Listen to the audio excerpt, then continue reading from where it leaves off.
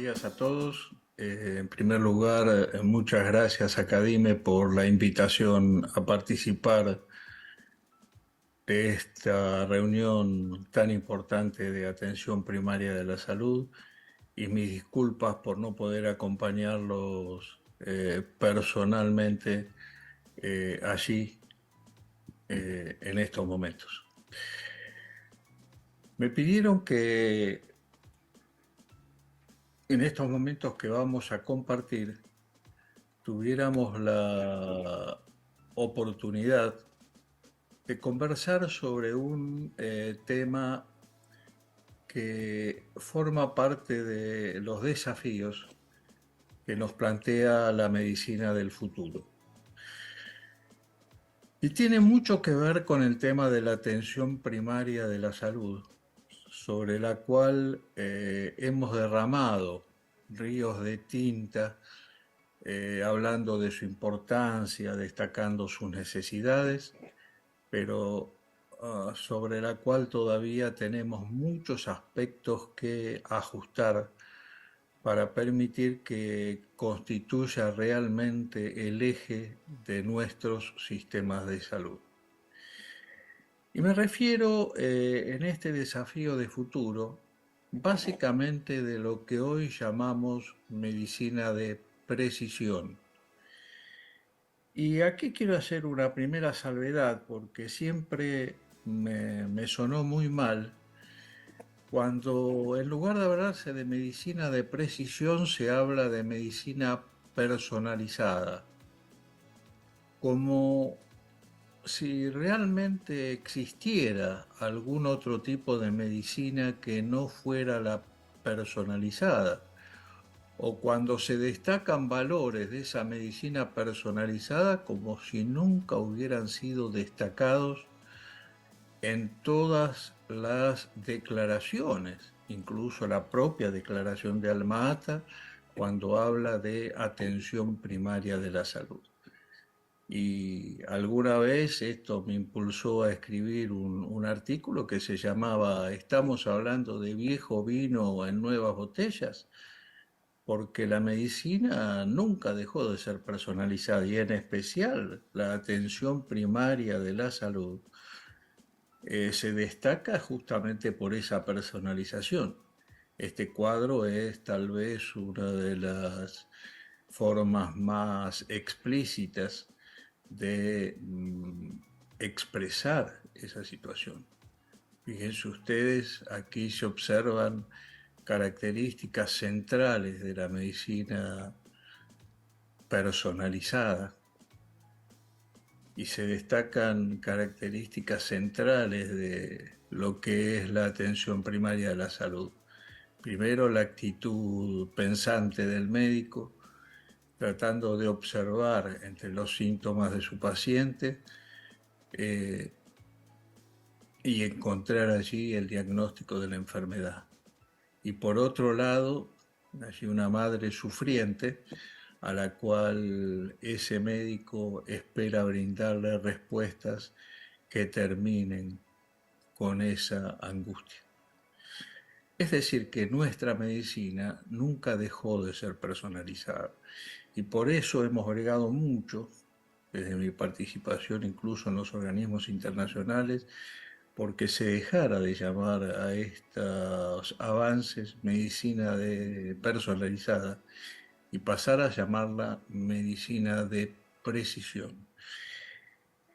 Y la medicina de precisión va a tener un papel no destacado, sino creo que destacadísimo en la mejora de la atención a nivel de la atención primaria de la salud. ¿Por qué? Porque miren, ¿a qué nos estamos refiriendo? Recuerdan ustedes al doctor Spock de esa muy famosa serie de los 80, ¿no es cierto? Que tenía esa máquina capaz de diagnosticar y de curar enfermedades. Bueno, hoy la aparición de nuevas tecnologías, la aparición de básicamente del descubrimiento del código del genoma humano, está empezando un proceso en el cual solo no se va a redefinir el concepto de acceso y cobertura, sino también el concepto de salud, muy probablemente como la entendimos quienes estudiamos medicina hace muchos años. Básicamente, ¿por qué estoy diciendo de esto? Porque los preceptos que este señor Darwin planteaba hace algunos años, como era la selección natural o la mutación aleatoria, pueden llegar a estar puestos en duda. Y en ese aspecto les recomiendo leer este librito que está free, está liberado en Google, que se llama Hackeando a Darwin, justamente, y en el cual se plantea los efectos que la ingeniería genética va a tener sobre el futuro de la humanidad. Y a este aspecto es al que me refiero, que va a cambiar algunos de los aspectos centrales de la atención primaria a la salud y de la salud como tal. Miren, este destacado profesional, el doctor Eric Topol, que es el director de cirugía de un hospital de Túnez, editó hace poco esta nota en la cual dice que en la educación médica se va a pasar de enseñar medicina disecando cadáveres a pasar a enseñar medicina disecando genomas. Y con toda claridad dice que hoy los médicos y los estudiantes de medicina trascendieron la era del diagnóstico postmoderno y todos ellos habitan un mundo en que los médicos estarán conectados electrónicamente con los pacientes distantes y cantidades masivas de datos biomédicos. Y los intrincados análisis genómicos de los pacientes van a estar destinados a ser una parte integral de la rutinaria práctica médica. Es decir, acá está definiendo esto que desde el comienzo estamos llamando la medicina de precisión. Muy bien, dicho esto, más allá de los planteos que modificarán las condiciones de acceso y de cobertura en el sistema de salud y su influencia sobre la atención primaria, está el hecho de que se van a plantear dilemas éticos en función de esta situación. Fíjense, estas dos revistas plantean con toda claridad que la ingeniería genética va a permitir que las personas puedan tomar decisiones sobre sus vidas de formas imposibles en el pasado. Es decir, van a poder seleccionar activamente o aún, como dice la tapa de una de esas revistas, editar su descendencia. Y muchos de estos aspectos van a tener que entrar, no solo, y lo están haciendo, en la currícula de las carreras médicas, sino que esas aplicaciones van a tener que ser descargadas también en el ámbito de la atención primaria de la salud. Esta acción de la ingeniería genética y de la manipulación de los genomas va a permitir superar enfermedades modificando genomas individuales. Y la pregunta es, ¿esto va a ser solo la introducción de una nueva tecnología dura? Yo creo que no va a ser así.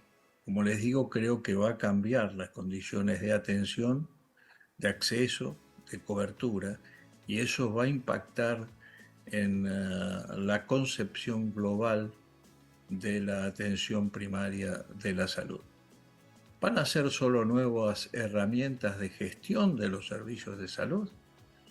¿O va a ser un poderoso mecanismo de integración de los sistemas de salud? ¿Y a qué me refiero cuando hablo de poderoso sistema de integración de los sistemas de salud?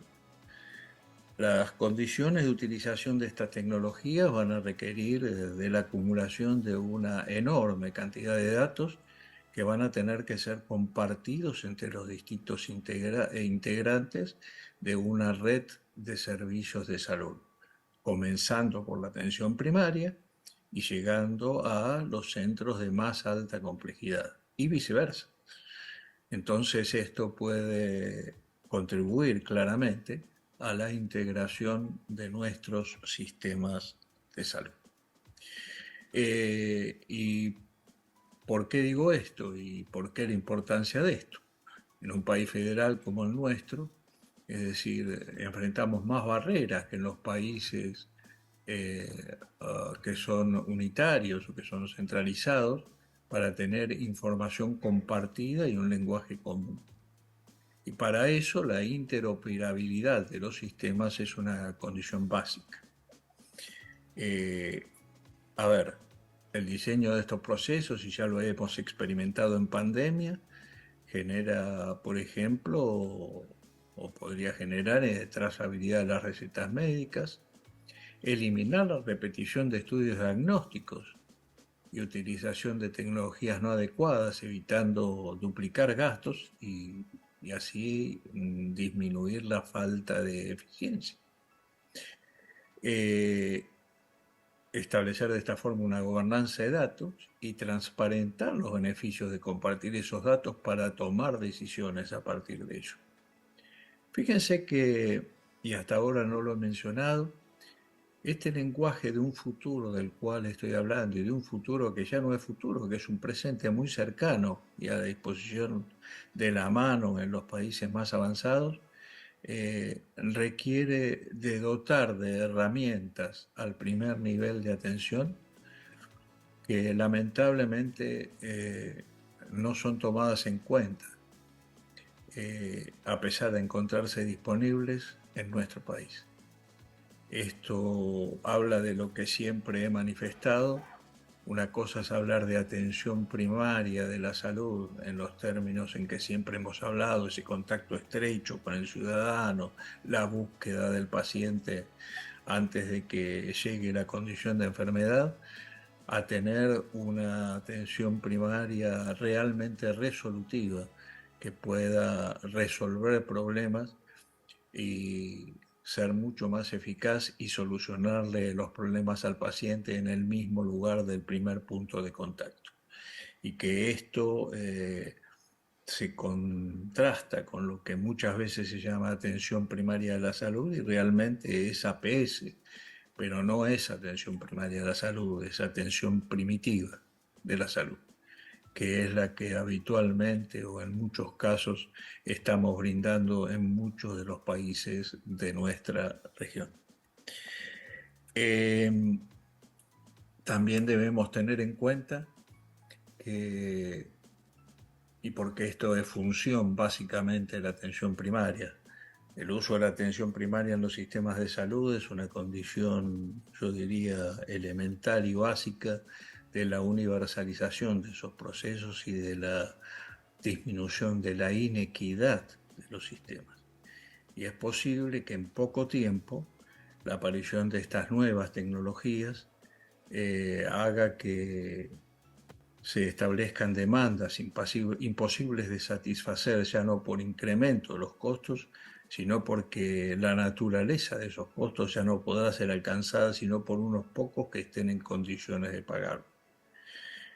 Nosotros ya tenemos ejemplos de esto, con medicaciones que cuestan cerca de los 2 millones de dólares y que se hacen insostenibles no solo para nuestro mercado nacional, sino para muchos de los países más desarrollados del mundo. Y esta es una discusión que los líderes internacionales van a tener que dar en poco tiempo respecto a cómo poder salvar esta dificultad para evitar esta exacerbación de las desigualdades.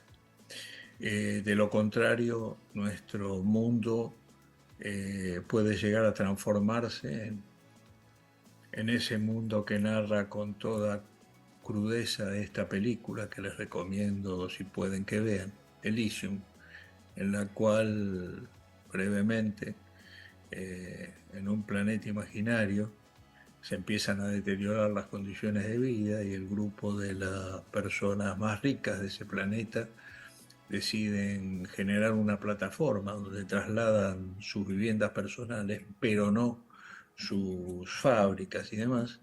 Y en esa plataforma a la cual deciden trasladar sus viviendas personales, disponen de una condición de vida no solo más saludable, sino que disponen hasta de métodos tecnológicos que le permiten curar sus enfermedades y prolongar su vida, mientras el resto de los ciudadanos de ese planeta continúa sufriendo las inclemencias de la seguridad y de las malas condiciones de vida del mismo. Les aconsejo que vean esta película que de alguna manera narra esto que de no ser salvado en esta discusión de exacerbación de las desigualdades podría afectar fuertemente a nuestros sistemas y a nuestros países. Eh, por último, yo no quiero dejar pasar esta oportunidad para remarcar algo que creo que eh, todos tenemos obligación de hacer. Estamos en estos momentos en Argentina en un momento de elección de autoridades presidenciales. La salud, como ha sucedido casi a lo largo de toda la democracia, prácticamente no ocupa ningún espacio en la discusión política de los temas prioritarios de las agendas de nuestros líderes políticos. Y además de tratar a través de nuestras posibilidades individuales, de introducir el tema en la discusión, es necesario que esa discusión esté absolutamente desprovista de intencionalidades.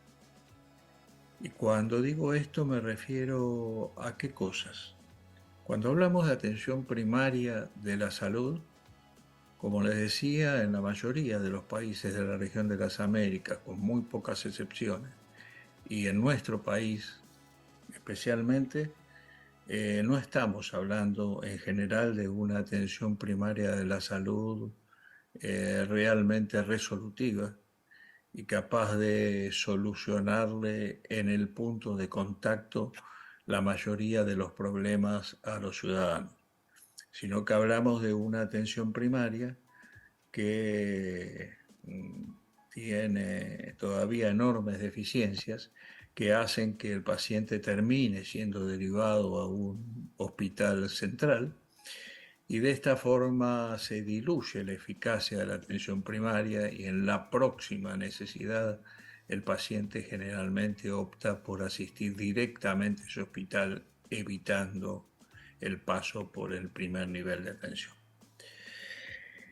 Y esto está referido básicamente a un problema presupuestario.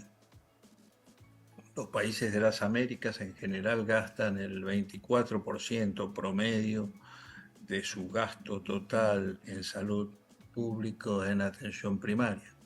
Argentina está muy cercana a ese promedio, pero es evidente que si consideramos o declamamos por lo menos que la atención primaria debe ser el eje del sistema de salud, aquello que consideramos eje o prioritario debe ser lo que está fundamentado centralmente por el presupuesto de cada uno de los estados.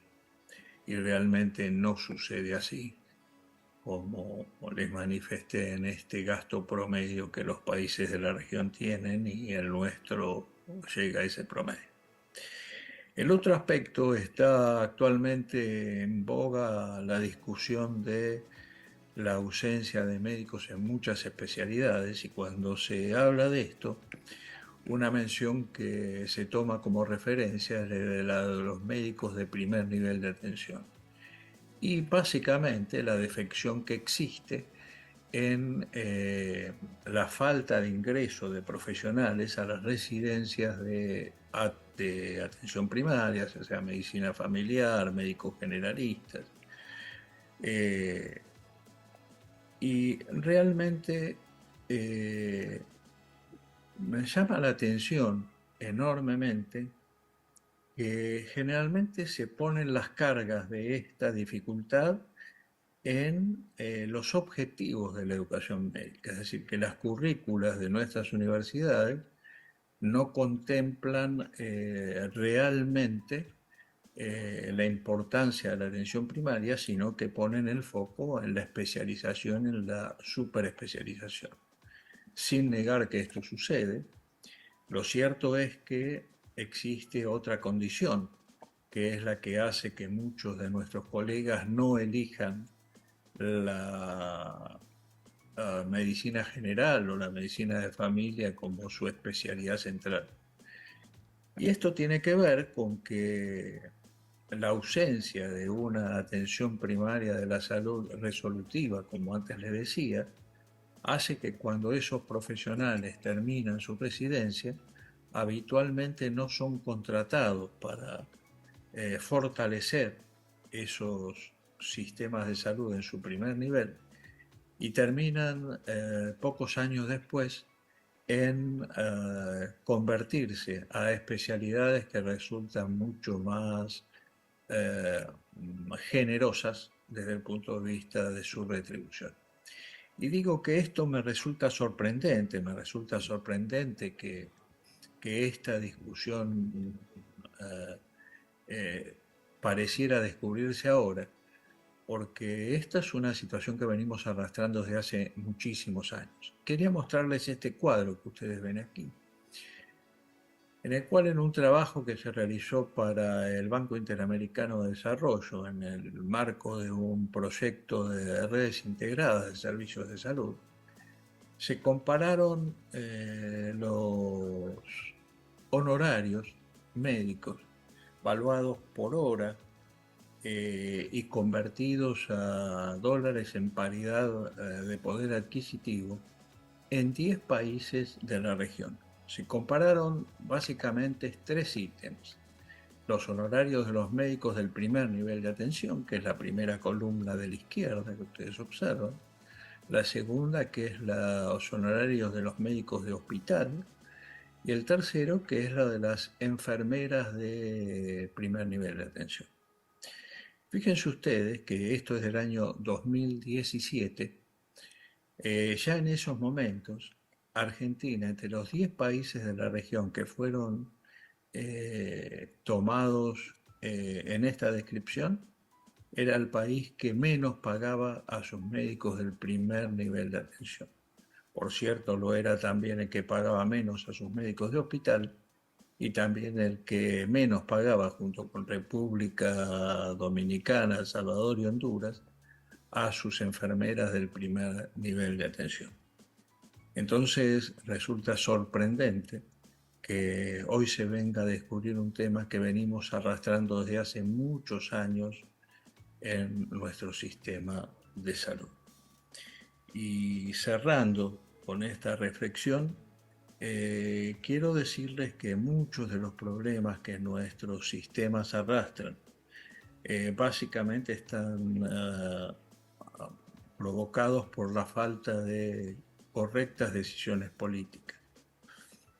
Y cuando digo esto, estoy diciendo que si queremos plantear una reforma de nuestro sistema de salud, como se habla muchas veces en muchos de los encuentros actuales vinculados a las discusiones de salud pública, estamos hablando de reforma en tres niveles. Uno, que es el tema del financiamiento; otro, que es el tema del modelo de gestión; y un tercero, que es fundamental, que es el problema del modelo de atención. Y cuando hablamos entonces de reforma, lo primero que debiéramos plantearnos es si realmente estamos dispuestos a hacer coincidir nuestro discurso con las aplicaciones que esa reforma debiera tener, transformando a la atención primaria en el real eje del funcionamiento de los sistemas de salud y que esa atención primaria sea una atención primaria resolutiva, que permita que el paciente pueda resolver la mayoría de sus problemas en ese nivel sin tener que acceder a un nivel superior. En segundo lugar, tiene que ser un problema de gestión, donde se aumente básicamente la eficiencia del sistema y se disminuya de esta manera su costo. Y por eso hoy, y en esta grata invitación de Cadime, que vuelvo a agradecer, quise referirme al tema de este desafío, el de la medicina de precisión, porque hay que tomarlo como una de las herramientas que muy próximamente ya tendríamos que estar trabajando en ello, van a pasar a ser parte de uno de los mecanismos fundamentales para mejorar la eficiencia y la capacidad resolutiva de nuestros sistemas de salud a punto de partida de la atención primaria.